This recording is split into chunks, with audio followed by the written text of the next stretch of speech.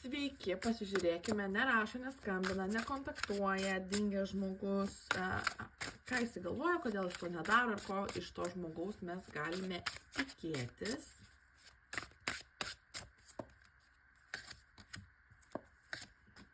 Oi, čia biškai nuogumo.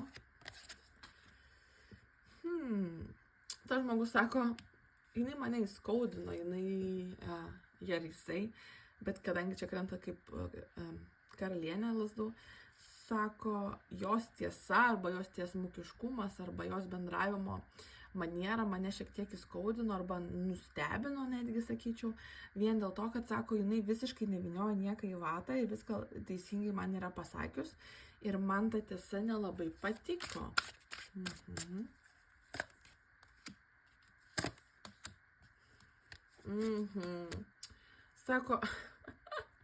Sako, taip, niekas kitas man nėra taip pasakęs, kaip yra iš tiesų, niekas kitas manęs nematė tokio, koks aš iš tiesų yra, bet jūs pamatėte jo blogąją pusę, jūs pamatėte jo kažkokią tai pusę, kuris nenori kitiems žmonėms parodyti.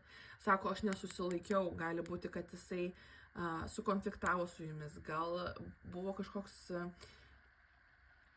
situacija, kurioje jis nesusilaikė ir pasakė tai, ką iš tiesų jautė, bet nenorėjo, kad jūs išgirstumėt, arba net apšaukė jūs, arba kažkaip kitaip paleido didelę emociją. Ir jis sako, jinai pamatė mano tą pusę, blogąją pusę, kurią aš nesididžiuoju. Ir sako, man nepatinka, aš atsitraukiau. Tai gali būti, kad gal susipykot ir jisai kažką parašė, dėl ko dabar gailisi. Gal jisai kažką pasakė netyčia ir išlindo kažkoks melas. Žodžiu, kažkaip jisai parodė savo tą pusę, kurios jisai nenorėjo jums parodyti.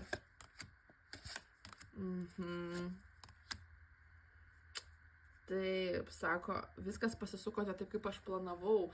Sako, aš daug buvau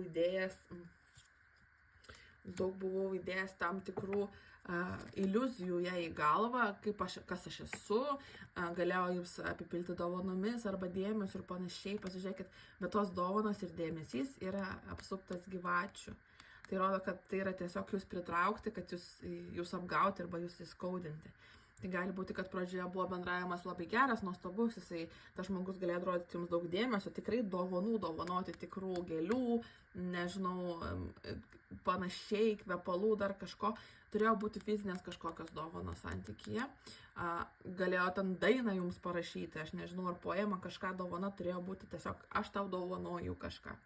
Tai jisai sako, aš norėjau ją prisitraukti prie savęs, kad jinai netkreiptų dėmesį į mano tą juodąją pusę, kad jinai netkreiptų dėmesį į mano tam tikrą juodą net ir praeitį, jisai jums rodė tą gerąją pusę, o tą blogą bandė paslėpti ir sako, aš manau, kad man nepavyko. Ir aš dabar norėčiau atsitraukti. Gerai, ko mums iš to žmogaus tikėtis? Tas žmogus daug apie jūs galvoja, daug apie jūs mąsto, daug...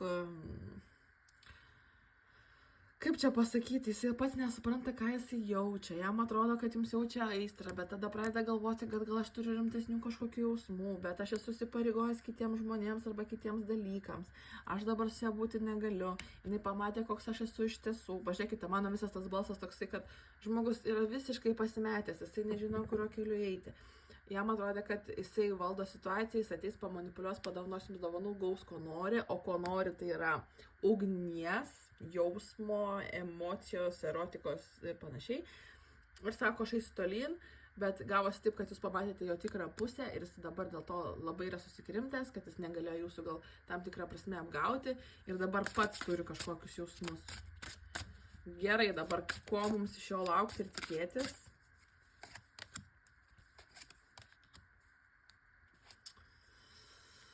Nu ką, pasirodys jisai, bandys jumis bendrauti, pasirodys kažkam tikrą prasme, bandys gerinti situaciją, bet klauno pozicija yra nieko rimto, nieko...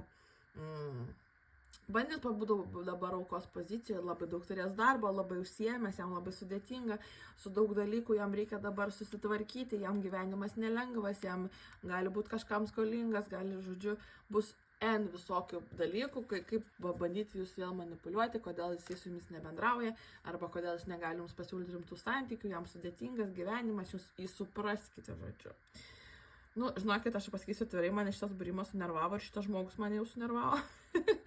Tai nežinau, ką jums dabar daryti, patarimas, duokit patarimą mano žiūrovam. Bėkit nuo toksiškumo, bet kortas sako, kad toksiškumas yra jumise. Jūs gyvenate tam tikroje iliuzijoje ir jūs matote žmonės tokius, kokius norite matyti. Ir kai išlenda tų žmonių juodoji pusė, jūs būnat labai nustebę ir galvojate, kaip čia taip galėjo gautis. Jūs per daug tikite kitų žmonių pažadais, per daug tikite kitų žmonių žodžiais. Nepasiduokite tam, žiūrėkite žmonių veiksmus, o ne į žmonių žodžius, nes tada galite gyventi tokio iliuziją, kuri yra toksiška, velnias su žvaigžde.